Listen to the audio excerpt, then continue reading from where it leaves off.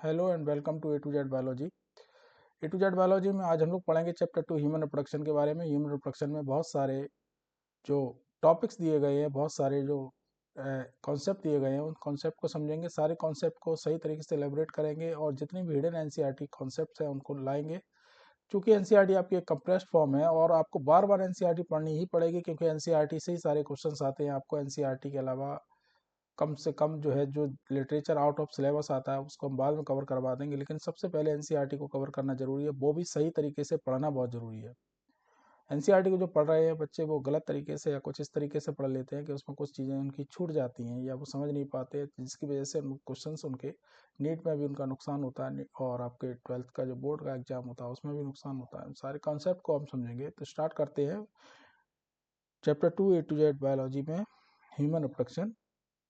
तो आपको human reproduction में पढ़ना क्या क्या, पहले हम उस चीज़ को कवर करेंगे। तो पहला है topic the mail reproductive system, दूसरा है फीमेल रिप्रोडक्टिव सिस्टम, तीसरा है गैमेटोजेनेसिस, चौथा है मेंस्ट्रुअल साइकिल, पांचवा है फर्टिलाइजेशन एंड इम्प्लांटेशन, छठवां है प्रेगनेंसी एंड एम्ब्रियोनिक डेवलपमेंट और सातवां है पर्चुलेशन एंड लैक्टेशन। तो आपको इन सारे टॉपिक्स को ही पढ़ना है। तो इन सारे टॉपिक्स को पढ़ने के लिए उससे पहले हमें आपको थोड़े से बेसिक कॉन्सेप्ट हैं उनको हम समझाएंगे। 5 या 6 कॉन्सेप्ट हैं जिनको आप सही तरीके से समझ लें तो आपको दिक्कत नहीं होगी। तो सबसे पहले आपको समझना है वो है गैमेटोजेनेसिस। गैमेटोजेनेसिस क्या होती है? Gametogenesis, gametogenesis is the formation of gametes. Formation of gametes है। अब ह्यूमंस में, ह्यूमन एक ऐसा एनिमल है जो एक्चुअल में यूनिसेक्सुअल है। तो मेल जिसको इस तरीके से शुरू करते हैं, फीमेल जिसको इस तरीके से रिप्रेजेंट करते हैं। मेल में जो गैमेट है उस गैमेट का नाम है स्पर्म, और स्पर्म की फॉर्मेशन को कहते हैं spermatogenesis. Okay. And the female, उसमें होता है ओवा या egg, it is called as oogenesis. तो आपको सबसे पहले गैमेटोजेनेसिस में आपको ये चीज़ समझ में आ गई होगी कि हम किसकी बात कर रहे हैं। तो गैमेटोजेनेसिस को कॉन्सेप्ट आपको समझ में आना चाहिए। गैमेट्स का मतलब होता है फॉर्मेशन ऑफ गैमेट। अब गैमेट बनते क्यों हैं ये आप लोग सभी जानते हैं कि जितने भी इंडिविजुअल्स हैं जो एक्चुअल में डिप्लॉयड हैं, तो हमारा जो ह्यूमन कैरियोटाइप है उसमें होते हैं 23 पेयर्स। और 23 पेयर्स को आप जब गैमेट्स बनते हैं तो उसमें होता है रिडक्शन डिवीजन। रिडक्शन डिवीजन होता है, रिडक्शन डिवीजन की वजह से जो गैमेट्स बनते हैं उन गैमेट्स में होते हैं केवल 23 क्रोमोसोम। अब इसमें भी ये याद रखना है कि आपको 2 कॉन्सेप्ट है, जैसे कि एक होता है वर्ड होमोगैमेटिक। देखिए, हमने आपको अपने वीडियो में हम हमेशा बताते हैं कि बायोलॉजी की लैंग्वेज में बहुत सारे वर्ड्स के मीनिंग आप इजीली अपने आप निकाल सकते। तो एक वर्ड होता है हेट्रोगैमेटिक, ये आप लोगों ने 10th में पढ़ा होगा। होमोगैमेटिक मीन्स होता है सारे गैमेट सेम गैमेट। और हेट्रोगैमेटिक होता है जिसमें सारे गैमेट सेम नहीं होते हैं। जैसे कि जो ह्यूमन फीमेल है उसमें सारे के सारे गैमेट्स एक जैसे होते हैं। एक जैसे का मतलब यहाँ पर यह है कि उनमें कोई मिसमैच पेयर एस क्रोमोसोम नहीं पाया जाता, जबकि इसमें एक मिसमैच पेयर पाया जाता है जो कि सेक्स क्रोमोसोम होता है, मिसमैच पेयर। सो यहाँ पर गैमेट जो होता है, जो मेल होता है यानी कि मैन है, उसमें गैमेट्स जो होते हैं वो हेट्रोगैमेटिक है in the sense of sexual determination. खैर वो टॉपिक आगे का, हम उसको बाद में समझाएंगे। तो मिसमैच पेयर इसलिए क्योंकि उनमें एक्स वाई क्रोमोसोम होते हैं। आधे स्पर्म ऐसे होते हैं जिनमें एक्स होता है और आधे स्पर्म ऐसे होते हैं जिनमें वाई होता है। तो इसको हम बाद में समझेंगे। सबसे पहले हमें कॉन्सेप्ट समझना था गैमेटोजेनेसिस। अब आपने अगर गैमेटोजेनेसिस को समझ लिया है तो दूसरा टॉपिक है गैमेटोजेनेसिस के बाद आपका, वो है insemination. What is insemination? What is insemination? सारे insemination is the transfer of sperm into female genital tract बात समझ में आई आपके? इंसेमिनेशन क्या होता है? Insemination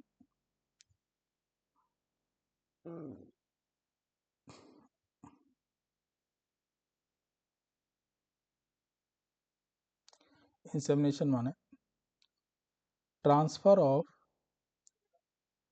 sperm into genital tract of female. Genital tract of female का मतलब यहाँ पर ये है कि स्पर्म मोटाइल होता है, और स्पर्म मोटाइल जो स्पर्म है उसको स्पर्म के साथ साथ कुछ सेमिनल प्लाज्मा भी होता है, इनको मिलाकर हम सीमेन कहते हैं। तो इसका ट्रांसफर होता है स्पर्म का into genital tract and this process called as insemination. देखिए कंसेप्ट वाइज इसको आप पढ़ते जरूर रहिए, क्योंकि आपको ये छोटी छोटी लाइनें जरूर लग रही है, लेकिन एक्चुअल में जब ये एमसीक्यू की फॉर्म में आती है तो बहुत कंफ्यूज करते हुए आती है। जैसे बहुत सारे बच्चे भी बर्थ कैनाल को नहीं जानते सही तरीके से कि बर्थ कैनाल एक्चुअल में होती क्या है। आप लोग बताइए कमेंट्स में क्या होती है birth canal.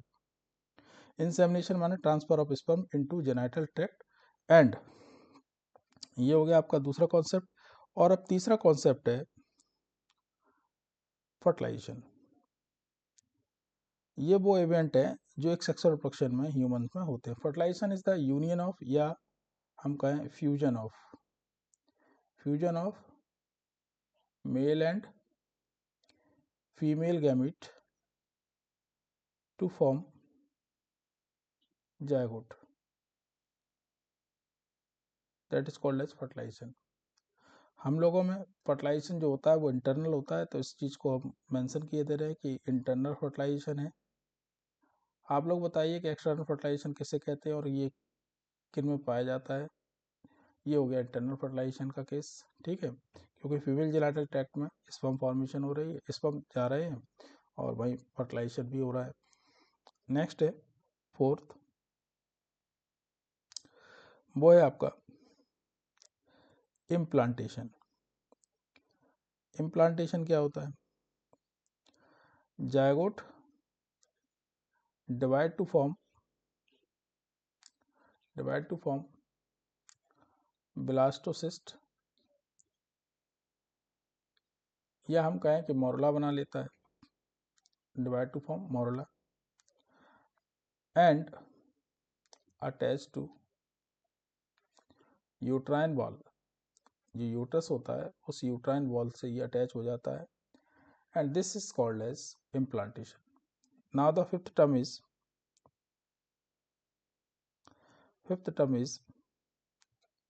gestation, embryonic development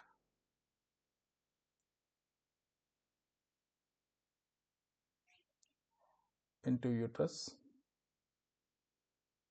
is called gestation, and where this embryo convert into fetus and fetus convert into a baby, and the last is parturition। parturition का मतलब यहाँ पर ये है, parturition का मतलब यहाँ पर ये है बर्थ, किसकी? बर्थ या delivery of baby is called as पर्चुरेशन।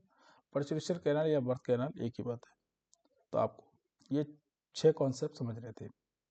Now the next term is male reproductive system. जो मेल रिप्रोडक्टिव सिस्टम है उसमें क्या क्या होता है,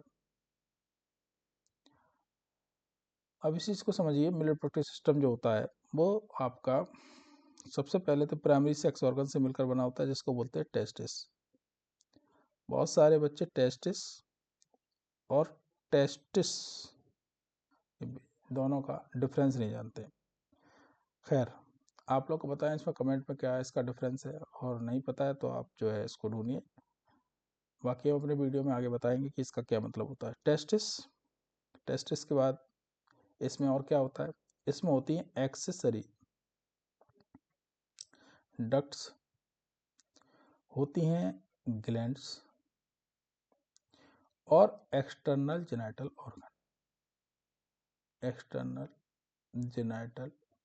ऑर्गन। अब क्या क्या होता है? टेस्टिस एक प्राइमरी सेक्स ऑर्गन है जिसमें स्पर्म फॉर्मेशन होती है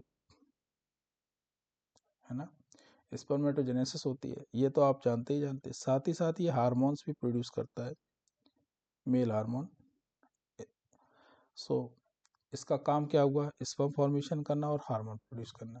एक्सेसरी डक्ट का क्या काम है, एक्सेसरी डक्ट वो सारी डक्ट है जो स्पर्म को कैरी करेंगी, क्या करेंगी, कैरी करेंगी और लेकर कहाँ लेकर जाएंगी, इसको कैरी करेंगी और लेकर जाएंगी एक्सटर्नल जेनिटलिया तक, जो आपका एक्सेसरी डक्ट है। साथ ही साथ इसमें कुछ ग्लैंड्स भी हैं जो अपना सिक्रेशन देंगी। कौन कौन सी ग्लैंड्स होती हैं बताएं आप, प्रोस्टेट ग्लैंड होती है, बल्बोयूरेथ्रल ग्लैंड होती है, और इसके अलावा इपिडाइडमिस खुद में सिक्रेशन देती है, बहुत सारे। तो ये सिक्रेशन सारे के सारे मिलकर एक सेमिनल प्लाज्मा बनाते हैं। उसमें ये स्पर्म फ्लट करते हैं, अपना वो स्विम करते हैं, और ये सिक्रेशन, इसका काम है कैरी करना, इसका काम सिक्रेशन तैयार करना। एक्सटर्नल जेलाटेरिया का काम है ट्रांसफर करना, क्या इसका, ट्रांसफर ऑफ स्पर्म यहाँ तक आएगा, और ट्रांसफर ऑफ स्पर्म होगा कहाँ पर, इनटू फीमेल जेनिटल ट्रैक्ट। जो मेल रिप्रोडक्टिव सिस्टम है उसका एक्सटर्नल जेनिटलिया कहलाता है आपका पेनिस। और ग्लैंड्स में बहुत सारी ग्लैंड्स हैं, जबकि आप प्रोस्टेट ग्लैंड और बल्बोयूरेथ्रल ग्लैंड, दो ग्लैंड बहुत इंपॉर्टेंट है, इनको आप पढ़िए। सेमिनल वेसिकल एक तीसरी ग्लैंड, इसको हम डिटेल में वीडियो में कवर करवाएंगे। तो पहले आपका बेसिक आइडिया ये फ्रेम होना चाहिए कि टेस्टिस क्या होता है, टेस्टिस क्या होता है और टेस्टिस क्या होता है। कमेंट में जरूर बताएं कि टेस्टिस और टेस्टिस में क्या डिफरेंसेस हैं। तो अब हम लोग पढ़ते हैं टेस्टिस के बारे में। अब टेस्टिस जो होते हैं वो होते हैं बाहर एक स्किन फोल्ड के अंदर, इस स्किन फोल्ड को कहते हैं स्क्रोटम। क्या कहते हैं, स्क्रोटम। जो टेस्टिस होता है उस टेस्टिस को, ये टेस्टिस है, सपोज करिए ये टेस्टिस है, और ये स्क्रोटम में क्यों है, इंपॉर्टेंट चीज़ ये है कि ये स्क्रोटम में क्यों है। यहाँ पर ये चीज़ समझनी है कि स्क्रोटम में क्यों है। तो स्क्रोटम में ये इसलिए है क्योंकि यहाँ पर टेम्परेचर जो है किसका, स्पर्मेटोजेनेसिस के लिए, वो टेम्परेचर 2 से 2.5 डिग्री सेल्सियस कम होना चाहिए, लेस देन बॉडी, तभी स्पर्मेटोजेनेसिस होगी। ये बात समझ में आई आपको। तो स्क्रोटम का होना इसलिए ज़रूरी है। बहुत सारे एनिमल ऐसे हैं जिनमें स्क्रोटम होता है, लेकिन टेस्टिस केवल उस टाइम पे बाहर आते हैं स्क्रोटम में जब उनका ब्रीडिंग सीजन होता है। और कुछ ऐसे एनिमल्स भी हैं जिनमें टेस्टिस कभी बाहर होते ही नहीं है, टेस्टिस उनकी बॉडी के अंदर ही होते हैं, क्योंकि उनका बॉडी टेम्परेचर कम होता है, जैसे कि एलिफेंट, जैसे कि व्हेल, है ना।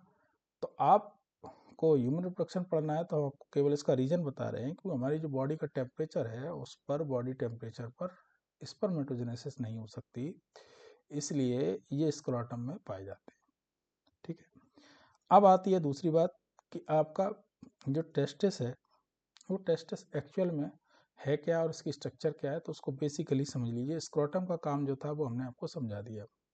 टेस्टिस और टेस्टिस का डिफरेंस अगर आपको नहीं आता है तो मैं वैसे बता दे रहे, ये प्लूरल फॉर्म है और ये आपकी सिंगुलर फॉर्म है। अब होता क्या है कि जनरली बच्चे जितने भी होते हैं वो एक टेस्टिस के बारे में पढ़ लेंगे, फिर उसका पूरा डेटा सही तरीके से कर लेंगे, लेकिन कभी कभी जो क्वेश्चन आते हैं वो इस तरीके से बदल के आते हैं कि वहाँ पर आपको पूछ लिया जाता है कि आप टेस्टिस में कितने हैं। तो आप कभी कभी ये टर्म्स को याद रखना इसलिए ज़रूरी होता है, इसलिए इसको आपको मेंशन करा रहे हैं कि ये टेस्टिस अलग है, इसका फॉर्म होता है, ये दोनों ग्लैंड्स की बात कर रहा है, और टेस्टिस ये एक ग्लैंड यानी कि एक टेस्टिस की बात कर रहा है, एक ग्लैंड की बात कर रहा है। ह्यूमन में कितने टेस्टिस होते हैं, 2, तो ये हो गए 2, इस फॉर्म में समझिए, और ये हो गए एक की बात। ठीक है, अब हम समझा रहे हैं टेस्टिस सिंगुलर वाले की बात। तो टेस्टिस जो है वो इस तरीके की स्ट्रक्चर होती है कि आपका इस तरीके से बनता है। ओके, अब ये इस स्ट्रक्चर को समझिए। यहाँ पर जो ये टेस्टिस है, इस टेस्टिस बॉल में बहुत सारी ऐसे टेस्टिकुलर लोब्यूल होते हैं, ये हैं टेस्टिकुलर लोब्यूल्स। सपोज करिए ये, अब ये इंपॉर्टेंट है कि टेस्टिकुलर लोब्यूल कितने होते हैं। टेस्टिकुलर लोब्यूल होते हैं 250 लगभग। तो दोनों को मिलाकर अगर पूछेंगे, अगर दोनों को, तो ये हो जाएंगे 2। ये आपको 2 का जो पहाड़ा है ना, इसको याद रखना पड़ेगा। अब साथ ही साथ ये पूछा जाता है कि टेस्टिस में होता क्या है, तो ये लोब्यूल हो गए। इन लोब्यूल्स में होती हैं आपकी इस तरीके से 1 से 3 सेमिनिफेरस ट्यूब्यूल। सेमिनिफेरस ट्यूब्यूल, ये सारी सेमिनिफेरस ट्यूब्यूल है यहाँ पर 1 से 3। यानी एक सेमिनिफेरस ट्यूब्यूल इस तरीके की होती है कि इसमें ऐसे है सेमिनिफेरस ट्यूब्यूल, ये बात समझ में आ रही। और ये इस तरीके से कॉइल्ड है इसके अंदर। तो ये सेमिनिफेरस ट्यूब्यूल 1 से लेकर 3 है। और कितने हो गए 250। ये सारी सेमिनिफेरस ट्यूब्यूल्स एक जो है यहाँ पर नेटवर्क बनता है ट्यूब्यूल्स का, जिसको बोलते हैं रेटर टेस्टिस। उसमें ये खुलती हैं और सारी की सारी रेटर टेस्टिस जो होती हैं बाद में, सारी की सारी रेटर टेस्टिस इस तरीके से 3 या 4 इफ्रेंसिया, इस तरीके से बहुत सारी वास इफ्रेंसिया में, वास इफ्रेंसिया के थ्रू खुलती हैं एक दूसरी स्ट्रक्चर में, जिसको हम कहते हैं एपिडाइडिमिस। क्या कहते हैं? एपिडाइडिमिस। एपिडाइडिमिस। इस एपिडाइडिमिस में भी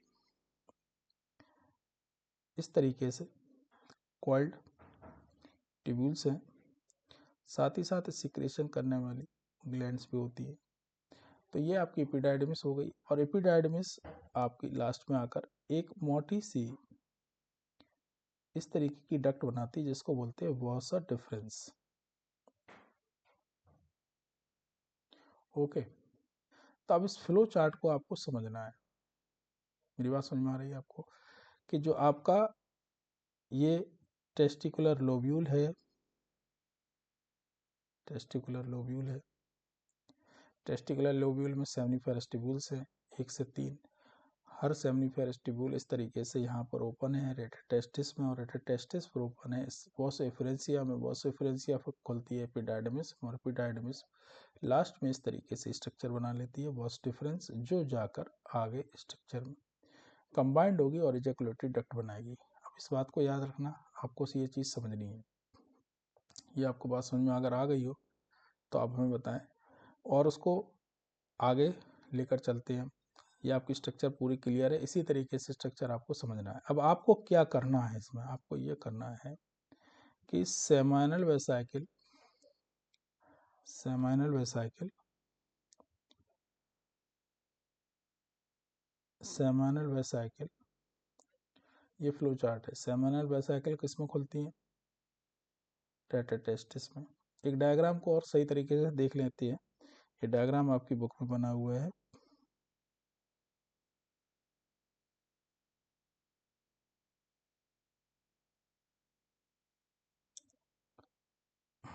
ये है डायग्राम।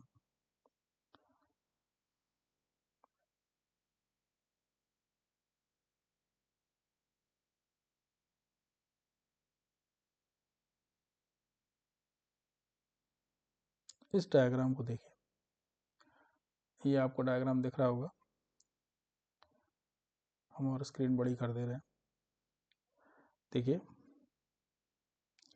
यहाँ पर ये है सेमाइनल वेसाइकिल, कहाँ खुलती हैं, तो आपको ये चीज़ याद रखनी है ये कहाँ खुलती हैं। तो ये आपका एक फ्रंट डायग्राम है, इसको भी देख लीजिए। यहाँ पर ये बहुत सारे लोब्यूल्स दिख रहे होंगे आपको, ये दिख रहे हैं, ये बहुत सारे लोब्यूल्स दिख रहे होंगे, और सही तरीके से देख लीजिए इसको। ये आपके लोब्यूल हैं, ये लोब्यूल है एक, ये लोब्यूल है दूसरा, ये लोब्यूल है तीसरा, इस तरीके से बहुत सारे लोब्यूल दिख रहे होंगे। अगर इस, ये तो एक लॉन्गिट्यूडनल सेक्शन है, अगर हम इसको ऐसे ना करके ऐसे काट दें तो इसमें इस तरीके से ये आपको लोब्यूल्स दिखाई देंगे बहुत सारे, है ना। और ये सारी की सारी जिसमें फोल्डेड जो हैं they are called as seminiferous tubule. ये सेमनीफेरस टिब्यूल है, ये यहाँ अंदर सेमनीफेरस टिब्यूल है। ये सेमनीफेरस टिब्यूल यहाँ पर स्ट्रक्चर में खुल रही है। This is called as rete testis. ये कहलाता है रेटाटेस्टिस। रेटाटेस्टिस से ये जो पतली पतली निकली हुई है that is called as vasa efferentia. ये अभी हमने आपको मेंशन कराया। बॉस एफरेंसिया सारे मिलकर ये कॉइल्ड एक बहुत सारी स्ट्रक्चर बनाती है that is called as epididymis. और एपिडाइडमिस लास्ट में आकर सारी जो कैनाल्स हैं, सारी जो ट्यूब्यूल्स हैं, सारे ट्यूब्यूल्स को मिला जुला कर एक मोटी ट्यूब्यूल बनाती है जिसको हम बोलते हैं बॉस डिफरेंस। क्लियर? तो आपको ये चीज़ समझनी है। अब ये ओपन कैसे होगी ये भी समझ लीजिए। ये ओपन कैसे होगी ये भी समझ लीजिए। देखिए, जो सेमिनल वेसाइकिल है वो रेटाटेस्टिस में खुली। रेटाटेस्टिस पर किस में खुली? आपकी वॉस एफरेंसिया में। वॉस एफरेंसिया किस में खुली? एपिडाइडमिस में। एपिडाइडमिस किस में खुली? वॉस डिफरेंस में। वॉस डिफरेंस जब जाएगी तो इसी में एक और डक्ट आकर जुड़ जाएगी जिसको बोलते हैं सेमिनल वेसाइकिल। सेमिनल वेसाइकिल और ये दोनों मिलकर एक कॉमन डक्ट बनाएंगे जिसको बोलते हैं एजेकुलेटरी डक्ट।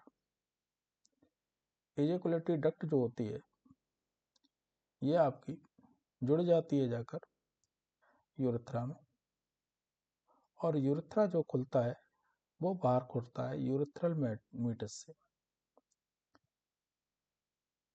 तो इस फ्लो डायग्राम को आप इस तरीके से समझ लीजिए। बहुत ज़्यादा कठिन नहीं है ये, इजीली जो है याद हो जाता है और आपको कोई दिक्कत वहाँ पर नहीं आएगी जब आप इसको रिवाइज करेंगे। अब ये कैसे, देखिए यहाँ पर जो ये स्ट्रक्चर दिख रही है ये this is called as vas deferens. और ये यहाँ पर गई है लूप बनाते हुए। देखो इसको हम डायग्राम को खुद अपने हाथ से बना देते हैं, इजीली समझ में आ जाएगा। जैसे कि ये है आपका स्क्रोटम। स्क्रोटम में ये हो गया आपका टेस्टिस, और टेस्टिस से ये आपकी एपिडाइडमिस निकली हुई है। और ये एपिडाइडमिस जो यहाँ निकली हुई है ये यहाँ इस तरीके से जाती है। लेकिन उससे पहले आपको यहाँ समझना पड़ेगा कि यहाँ पर होती है एक स्ट्रक्चर जिसको बोलते हैं यूरिनरी ब्लैडर। यूरिनरी ब्लैडर जो होता है वो सेक्सुअल रिप्रोडक्शन या रिप्रोडक्टिव सिस्टम का पार्ट नहीं है। ये है आपका यूरिनरी ब्लैडर। और यूरिनरी ब्लैडर जो होता है वो इस तरीके से होता है। जो ये एपिडाइडमिस जा रही है ये यहाँ ऐसे जा रही है, ऐसे। अब यहाँ पर क्या चीज़ है? यहाँ पर एक जगह पर यहाँ पर ये आ गई आपकी, ये पीछे से इस तरीके से इसके ऊपर लूप बनाती हुई आ गई है आपकी vas deferens. Okay, vas deferens से एक स्ट्रक्चर जुड़ गई आकर that is called as seminal vesicle. और ये आपकी जुड़ गई आकर इस जगह पर, ये बन गई इजैकुलेटरी डक्ट। इजैकुलेटरी डक्ट और ये इस तरीके से मिलकर बाहर खुलती हैं यूरिथ्रल मीटस के थ्रू, जो यहाँ पर है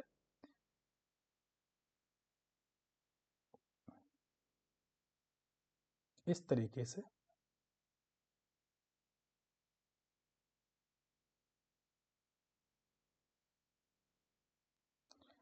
ये है स्ट्रक्चर इसकी, सिंपल।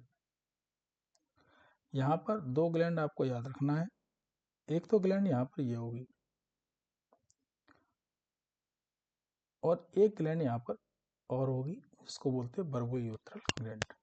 तो ये आपकी एक हो गई आपकी प्रोस्टेट ग्लैंड और एक होगी बल्बोयूरेथ्रल ग्लैंड। ये सेमिनल वेसिकल। ओके, ऐसे ही ये डायग्राम आपका बना हुआ है इस जगह पर। अगर आप इसको देखेंगे, देखिए अब ये डायग्राम आपको समझ में आ जाएगा। ये आपका यूट्रस है, वो सॉरी, ये आपका टेस्टिस है। और इस टेस्टिस से जो डक्ट निकल रही है ये दिस इज कॉल्ड एज, ये जो डक्ट निकली है ये वॉस डिफरेंस। ये यहाँ पर लूप बनाती हुई आई है इस जगह पर, और इसने यहाँ पर सेमिनल वेसिकल से ये कंबाइंड हो गई इस जगह पर, ये कंबाइंड हो गई, ये सेमिनल वेसिकल है। ये कंबाइंड होकर ये जो स्ट्रक्चर बना रही है that is called as ejaculatory duct. Ejaculatory duct और ये आपका जो यूरिनरी ब्लैडर से आती हुई कैनाल है उससे ये जुड़ गया। यहाँ पर यूरेटर है, यहाँ पर यूरेटर है जो आ रहे हैं किडनी से, एक इस तरफ से आ रहा है और एक दूसरी किडनी से आ रहा है इस तरीके से। ऐसे ही एक टेस्टिस से इधर और एक टेस्टिस से उधर, दो लूप बनाते हुए ये सामने से इस तरीके से आते हैं जैसा कि इसमें दिखाई दे रहा है। ये सेमिनल वेसिकल हैं, ये दो हैं, दो ही टेस्टिस हैं। ये आपकी प्रोस्टेट है, ये एक है। पल्वियोथ्रल ग्लैंड दो हैं। तो आपको ये आपको डायग्राम से ही निकालना है, ये डायग्राम से ही आपको समझ में आएगा। This is called as urethra. Urethra जो होता है ये कॉमन पैसेज है for urine and for semen, दोनों के लिए ये अकेला है। जो सबसे बाहर का स्ट्रक्चर है, ये स्ट्रक्चर दिख रही है आपको, ये this is called as glans penis, और इसके ऊपर जो स्किन है that is called as foreskin. Simply इसको समझ लीजिए। इस डायग्राम को आपको समझना ही पड़ेगा, इस डायग्राम को आपको याद करना ही पड़ेगा। बहुत इजीली आप जो है इसको समझ सकते हैं, ऐसा कठिन नहीं है, इजीली समझ में आ जाता है। अब हम लोग समझते हैं इसके आगे की स्ट्रक्चर्स को। अब एक सेमिनिफेरस ट्यूब्यूल जो होती है, एक सेमिनिफेरस ट्यूब्यूल जो होती है, अगर हम उसको काटें तो ये कुछ इस तरीके की दिखाई देगी। ये सेमिनिफेरस ट्यूब्यूल का डायग्राम है। क्या दिख रहा है इसमें आपको? देखिए, आपको इसमें क्या चीज़ नोट करनी है वो समझ लीजिए। किसी भी कैनाल को अगर हम काटेंगे ऐसे, है ना, ये कैनाल है, तो ये इसका ऊपर वाला हिस्सा हो गया, क्लियर, ये कैनाल है। तो जो ये है internal wall, this is called as lining, जिसको हम कहते हैं लाइनिंग यानी इंटरनल कवरिंग।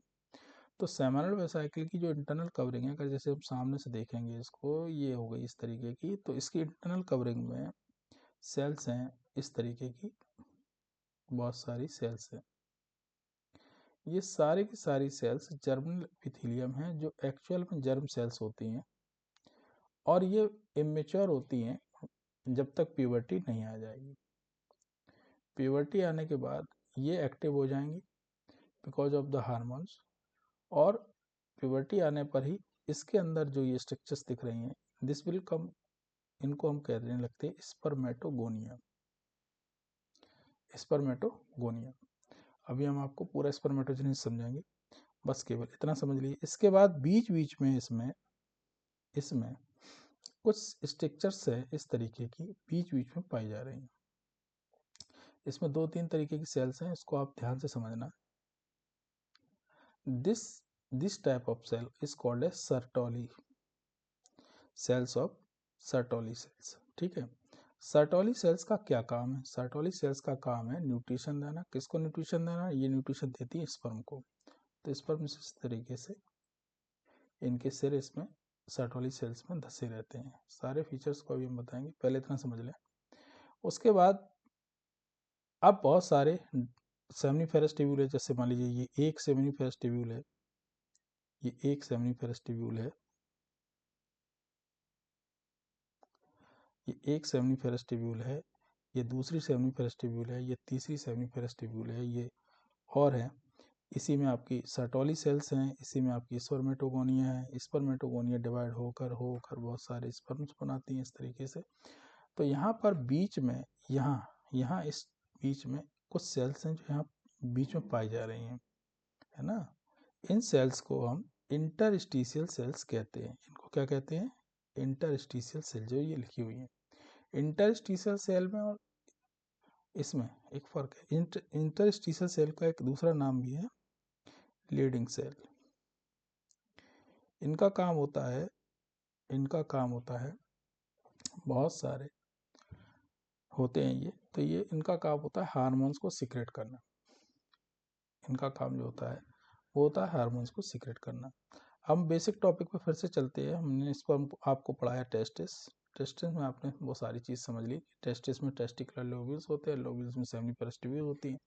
अब सेमिनिफेरस ट्यूब्यूल्स जो होती हैं वो किस तरीके से वर्क करती है उसमें आपको समझना है। सर्टोली सेल्स के बारे में बताया। सर्टोली सेल्स न्यूट्रिशन देती है। किसको न्यूट्रिशन देती है? स्पर्म को न्यूट्रिशन देती है। और दूसरी सेल इंटरस्टिशियल सेल कहते हैं, जिसको हम लीडिंग सेल कहते हैं। लीडिंग सेल का काम क्या होता है? ये एंड्रोजन सीक्रेट करती है, हार्मोन निकालती है। अब एक इन्होंने स्ट्रक्चर दिखाई है यहाँ पर, ये स्ट्रक्चर है एक आपकी सेमिनिफेरस ट्यूब्यूल के एक पार्ट को, यानी इन्होंने एक पार्ट को हाईलाइट करके, एक पार्ट को यहाँ पर ये हाईलाइट करके यहाँ दिखाया हुआ है। तो ये उसका डायग्राम है। जैसे कि ये सबसे नीचे दिख रही है स्पर्मेटोगोनियम। स्पर्मेटोगोनियम, अब देखिए आपको इसी डायग्राम में आपको मेंशन करना है, स्पर्मेटोगोनियम आर डिप्लॉयड, ये 2n होती है। सर्टोली सेल्स बीच बीच में है जो आपको न्यूट्रिशन देने का काम करती हैं। प्राइमरी स्पर्मेटोसाइट, स्पर्मेटोगोनियम डिवाइड होंगी, और डिवाइड होंगी किससे? माइटोसिस से। ये याद रखना है, ये याद रखना है। स्पर्मेटोगोनियम डिवाइड होंगी माइटोसिस से, बहुत सारे स्पर्मेटोगोनियम और डिवाइड होंगी किससे? माइटोसिस से। और माइटोसिस से डिवाइड होने के बाद ये spermatogonium at the time of puberty due to the effect of hormones they become converted into primary spermatocyte. Now the primary spermatocyte also diploid, ये याद रखना है। क्वेश्चन बहुत ज़्यादा पूछा जाता है, प्राइमरी स्पर्मेटोसाइट डिप्लॉयड है या हैप्लॉयड है, तो बच्चे नहीं बता पाते, ये क्वेश्चन बहुत जल्दी गलत होता है। प्राइमरी स्पर्मेटोसाइट जब डिवाइड होता है, और तो ये डिवाइड होगा मियोसिस से, इसमें मियोसिस स्टार्ट होगी, और फर्स्ट मियोटिक जब डिवीजन हो जाएगा फर्स्ट, तो ये बना देगा सेकेंडरी स्पर्मेटोसाइट, जो कि पहली सेल है जो हैप्लॉयड होती है। और सेकेंडरी स्पर्मेटोसाइट फिर डिवाइड होगा तो बना देगा स्पर्मेटिड, ये भी एन होती है। अब दोनों फर्क समझ लीजिए। स्पर्मेटिड एक केवल इस तरीके की सेल है जैसे नॉर्मल ये सेल होती है। क्या ये मूव कर सकती है? मोटाइल है ये? नहीं है, ये मोटाइल। और स्पर्म का करेक्टर क्या है? ये मोटाइल होना चाहिए। तो स्पर्म का फॉर्मेशन यहाँ पर स्पर्मेटिड तक ये बन जाना, ठीक है, ये स्पर्मेटिड बन जाएगा। स्पर्मेटिड फिर जब स्पर्म में कन्वर्ट होगा इस तरीके से, इसका कन्वर्जन होगा, तो इसको बोलते हैं स्पर्मियोजेनेसिस, इसको बोलते हैं स्पर्मियोजेनेसिस। खैर, स्पर्मियोजेनेसिस और स्पर्म का बाहर निकलना, स्पर्म का बाहर निकलना, कहाँ निकलना? इस जगह पर, that is called as spermiation. अब देखो ये तीन टर्म हैं जो बार बार आपको कंफ्यूज करेंगे, स्पर्मेटोजेनेसिस, स्पर्मियोजेनेसिस और स्पर्मिएशन। इनको आपस में कंफ्यूज नहीं करना, इंपॉर्टेंट आपको ये चीज़ याद रखनी है। और जो डायग्राम ने बताया है उस डायग्राम के हिसाब से ही आप इसको तैयार करेंगे। तो आपने ये चीज़ समझ ली। अब बात करते हैं ग्लैंड्स की। हमने बात कर ली किसकी? हमने सबसे पहले आपको क्या समझाया था? टेस्टिस के बारे में। टेस्टिस समझाया था, जिसमें हमने आपको बताया था कि टेस्टिस ये है। एक्सेसरी डक्ट में हमने आपको सारे एक्सेसरी डक्ट आपको क्लियर करवाया, एक्सेसरी डक्ट में कौन कौन से होते हैं। तो आपने यहाँ पढ़ा सेमिनिफेरस ट्यूब्यूल होती है, सेमिनिफेरस ट्यूब्यूल होती है, फिर रेट्रोटेस्टिस होती है, ये आपने बना सेमिनी, और फिर ये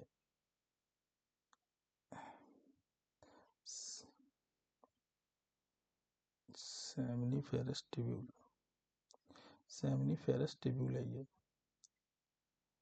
फिर रेट्रोटेस्टिस होती है, फिर बॉस डिफरेंसिया होती है, एपिडाइडिमिस होती है, बॉस डिफरेंस होता है, इजैकुलेटरी डक्ट फिर बन जाती है।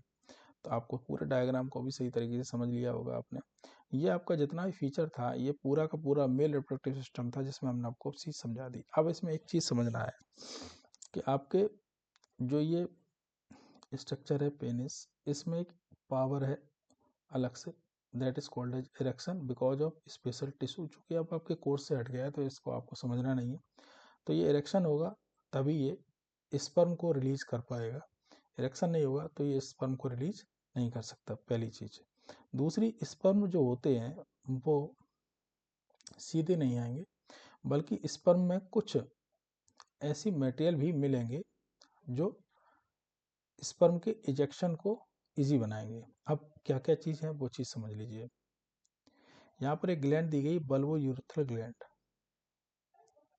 बल्बो यूरेथ्रल ग्लैंड जो होती है, बल्बो यूरेथ्रल ग्लैंड वो ग्लैंड है जो स्पर्म रिलीज से पहले जो ये पूरा वे है, ये जो पूरा वे है, इस पूरे वे को चिकना बनाती है, स्मूथ बनाती है एक सिक्रेशन करके। तो बल्बो यूरेथ्रल ग्लैंड का जो सिक्रेशन है वो उसको स्मूथ बनाता है ताकि इससे जो है स्पर्म आसानी से रिलीज हो। लेकिन स्पर्म को भी रिलीज होने के लिए एक मीडियम की नीड होती है, और वो मीडियम कहाँ से बनता है वो चीज़ आपको समझना है। तो आपके पास सेमिनल वेसाइकिल है, आपने पढ़ा था ये सेमिनल वेसाइकिल के बारे में। सेमिनल वेसाइकिल जो होती हैं वो दो होती हैं, प्रोस्टेट एक होता है, बल्बोयूरेथ्रल दो होती हैं। और बल्बोयूरेथ्रल जो होती है वो लुब्रिकेंट बनाती है। सेमिनल, ये सारे जो तीनों मिलकर, कौन कौन से, seminal vesicle plus bulbourethral gland, bulbourethral का काम बता दिया हमने, वैसे ही है, प्लस प्रोस्टेट, प्लस प्रोस्टेट, ये तीनों मिलकर एक सेमिनल प्लाज्मा बनाती हैं। क्या बनाती हैं? Seminal plasma. ये इंपॉर्टेंट चीज़ है, ये सेमिनल प्लाज्मा बनाती है। और सेमिनल प्लाज्मा में होता क्या क्या है? सेमिनल प्लाज्मा में होता है आपका फ्रक्टोज, याद रखना, कंपोजिशन बहुत ज़्यादा पूछा जाता है। फ्रक्टोज होता है, प्लस और क्या होता है? कैल्शियम आयन होते हैं, ये भी याद रखना है, कैल्शियम आयन बहुत होते हैं इसमें। और उसके बाद इसमें क्या होता है? इसमें होते हैं कुछ एंजाइम्स जो स्पेसिफिक होते हैं, कुछ एंजाइम, सर्टेन एंजाइम। क्लियर? तो ये सेमिनल प्लाज्मा है। सेमिनल प्लाज्मा, अब स्पर्म प्लस सेमिनल प्लाज्मा, इसको मिलाकर एक चीज बोली जाती है, इन दोनों को मिलाकर जो बोलते हैं दैट इज कॉल्ड एज सीमेन, ये कहलाता है सीमेन। और ये सीमेन रिलीज होता है through this penis and enters into the female genital tract and this is called as coitus. और एक क्वार्टिस में 100 200 to 300 मिलियन स्पर्म रिलीज होते हैं एक सेक्सुअल इंटरकोर्स में। Sexual intercourse also called as coitus. तो आपने जो चीज़ है वो फीमेल मेल रिप्रोडक्टिव सिस्टम में टेस्टिस को समझना है, इसके फ्लो को समझना है, स्पर्म को समझना है, स्पर्म की स्ट्रक्चर को भी हम आगे बताएंगे, साथ ही स्पर्मेटोजेनेसिस को अगले वीडियो में कवर करेंगे। आपको केवल जो स्ट्रक्चर समझनी थी, जो डायग्राम समझना था, वो केवल इतना ही था। इस वीडियो में हम केवल इतना ही रखेंगे, नहीं तो वीडियो बहुत लंबा हो जाएगा। उसके बाद हम अगले वीडियो में स्पर्मेटोजेनेसिस और स्ट्रक्चर ऑफ स्पर्म के बारे में बात करेंगे।